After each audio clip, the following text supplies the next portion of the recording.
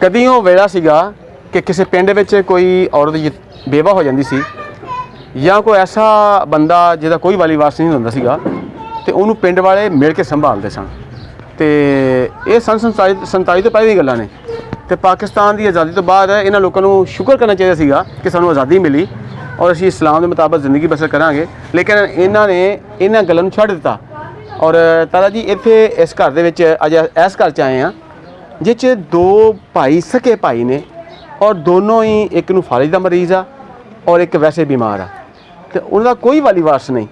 तो पहले तो मैं दिखाना चाहांगा, ए दिखाओ जी जरा, ए किसी दा जगह वा जिहदे च लोग बैठे ने ते इहदे दे बर्तन आ, ए चुल्हा वा ते ए दिखाओ जी इधर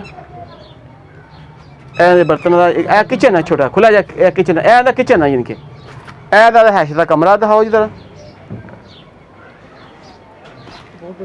हाँ जी ये रहायश का कमरा वा ते अंदर सामने चूल्हा नज़र आता वा कि अगर कभी बारिश होंदी आ तो इत्थे बह अपना रोटी पानी पकाते हैं। अस्सलाम वालेकुम। वालेकुम सलाम जी। की नाम जी अपना? सरवर जी। सरवर? हाँ जी। मोहम्मद सरवर। हाँ जी। ते कितनी उम्र जी अपनी? इधर पाकिस्तान बने हुए जो पाकिस्तान बने हो तुसीं किड्डे सीगे? महीने का। एक महीने दे ते पिछों हिजरत करके आए ही इत्थों रहने वाले सी? इत्थे रहने वाले। इत्थे रहने वाले सीगे। अच्छा ते ਇਹਦਾ मतलब ਆ ਤੁਹਾਡੀ ਉਮਰ 70 ਸਾਲ ਤੋਂ ਉੱਪਰ ਆ? ਹਾਂਜੀ। ਹਾਂਜੀ 75 77 ਸਾਲ ਉਮਰ ਆ। ਹਾਂਜੀ। ਤੇ ਇਹ ਤੁਹਾਡੇ ਛੋਟੇ ਭਾਈ ਨੇ? ਹਾਂਜੀ ਛੋਟੇ ਭਾਈ। ਇਹਨਾਂ ਦਾ ਕੀ ਨਾਂ ਜੇ? ਅਨਵਰ। ਅਨਵਰ। ਹਾਂਜੀ। ਤੇ ਤੁਹਾਡਾ ਇੱਥੇ ਹੋਰ ਘਰ ਚ ਕੌਣ ਰਹਿੰਦਾ ਤੁਹਾਡੇ ਨਾਲ? ਕੋਈ ਵੀ ਨਹੀਂ। ਕੋਈ ਨਹੀਂ ਰਹਿੰਦਾ। ਕੋਈ ਨਹੀਂ ਰਹਿੰਦਾ? ਕੋਈ ਭੈਣ ਭਾਈ ਕੋਈ ਧੀ ਪੁੱਤਰ? ਕੋਈ ਨਹੀਂ। ਕੋਈ ਨਹੀਂ? ਰਿਸ਼ਤੇਦਾਰਾਂ ਚ ਕੋਈ ਨਹੀਂ ਹੈ? ਰਿਸ਼ਤੇਦਾਰ ਕੋਈ ਨਹੀਂ ਲੱਗੇ ਲੱਗਦੇ।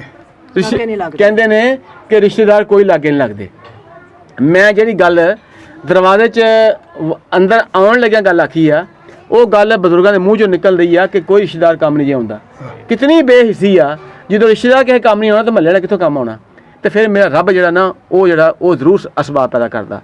तो तुहानू की मुश्किलात ने? सानू कोई नहीं। हाँ इतने रोटी तो मैं जा रहे जरा आंढ गुआंढ भला मेरा दे जाते तो चल। देखो सिर्फ रोटी ते सिर्फ कहते रोटी के मुताज हाँ और आंढ गवांढ कोई रोटी दे जाते आ, कोई तमा नहीं हैगी। किस कदर सबर की इंतहा वा, कहते कि सानू कोई जरूरत नहीं हैगी। तो ये बीमार तुसीं कदों दे हो गए 6 महीने हो गए। तो की होया सीगा? फालज पै गया। फालज पै गया बना फिर सारा सो गया। अच्छा तो फिर असें दवाई दूई दा की कीता? फिर दवाई 2-2.5 महीने दवाई खाधी जी। उस तो बाद बछाते दिल सट गया सारा मेरा। कहते मेरा दिल सड़ गया उस तो बाद दवाई नहीं खाधी। दवाई क्यों नहीं खाधी गई? मुड़ के दिल नहीं चलता रहा अंदरों। अच्छा यानी इन्नी तकलीफ हो गई, खुराक ना होंदी वजह तो दवाई की करेगी। तो तुहानू की मुश्किलात ने? किसां दोने भरा जिंदगी बसर करदे हो? बस इदां बस इस तरह ही आ। हाँ जी मैनू समझ जाता जेड़ा लत्ता इट होंदा। देखो उन्होंने संभालने वास्ते वो भी ज़ईफ आदमी आ ते वो किस इन्हू संभालता पिया वा। तो मैं इस मौके ते एक गल करांगा कि मैं एक आम जिहा इंसान हाँ। अगर मैनू पता लगा तो मैं पहुँच गया वां। अल्लाह का वास्ता जे अपने इर्द गिर्द देखो कि लोग किद्दां जिंदगी बेबसी ना बसर करते पे ने, एक कसम पुरसी ना जिंदगी बसर करते पे ने, किस कदर तकलीफ दे हालात चो गुजरते पे ने। सानू उन्हां लोगों सोचना चाहिए। उन्होंने ये नहीं अल्लाह दे राह ते छड्ड दिओ कि आपे जो अल्लाह करेगा बेहतर करेगा। तो इन्हां वास्ते शहबाज साहब राशन लियाओ इन्हां वास्ते। बैठो बैठो तुसीं बैठो बैठो जरा बैठो। हाँ ਇਹਦੇ ਵਿੱਚ ਨਾ ਤੁਹਾਡੇ ਪੂਰੇ ਮਹੀਨੇ ਦਾ ਵਾਸਤੇ ਘਿਓ ਚਾਵਲ ਦਾਲਾਂ ਸਾਬਣ ਹੱਤਾ ਕਿ ਬਿਸਕੁਟ ਹੱਤਾ ਕਿ ਟਾਫੀਆਂ ਹਰ ਚੀਜ਼ ਇਹਦੇ ਵਿੱਚ ਵਾ। ਠੀਕ ਹੈ ਇਹ ਤੁਹਾਡੇ ਵਾਸਤੇ ਆਟਾ ਵਾ। ਇਹ ਤੁਹਾਡੇ ਤੇ ਕੋਈ ਆਸਾਨ ਨਹੀਂਗਾ, ਇਹ ਤੁਹਾਡੇ ਤੇ ਕੋਈ ਆਸਾਨ ਨਹੀਂਗਾ। ਇਹ ਅੱਲਾਹ ਪਾਕ ਨੇ ਤੁਹਾਡੇ ਵਾਸਤੇ ਭੇਜਿਆ ਵਾ, ਅਸੀਂ ਤੁਹਾਨੂੰ ਦੇਣ ਆ ਗਏ ਆ। ਉਹਨਾਂ ਵਾਸਤੇ ਜ਼ਰੂਰ ਦੁਆ ਕਰਿਓ ਜਿਹੜੇ 7 ਸਮੁੰਦਰ ਪਾਰ ਬੈਠੇ ਨੇ और सानू ये ड्यूटी लगी आ कि उन्होंने लोगों तक जाना वा जिन्हें तक कोई नहीं जाता। ए हर महीने तुहाडे घर राशन आया करेगा। क्यों तारा जी? ये बिल्कुल मुस्तहिक ने कि जिन्हें वाली वासी कोई नहीं गा। ए राशन वालों अज तो बाद तुहानू कमी कोई नहीं आएगी, ना आटे वालों ना दालों वालों ना घ्यो वालों ना चीनी वालों। ठीक है? अच्छा शहबाज भाई ना बुजुर्गों से पानी लेके आना ना, जरा ना पानी पीना। तुसी बैठो आ जांदा पानी आ जांदा पानी।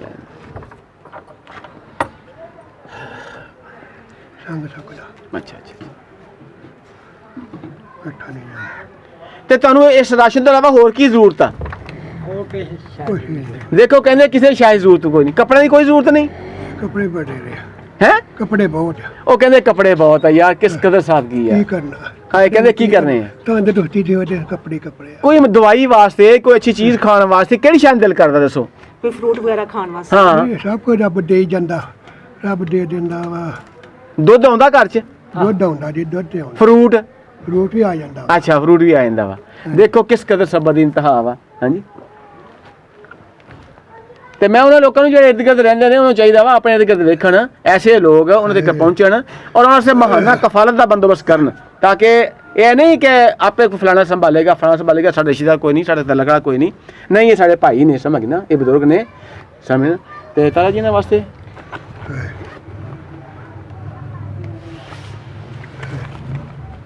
ਹੈਲੋ ਭਾਈ, ਆਪਣੀ ਕੋਈ ਹੈਲੋ। ਜ਼ਰੂਰਤ ਕਰਨਾ ਹੈ।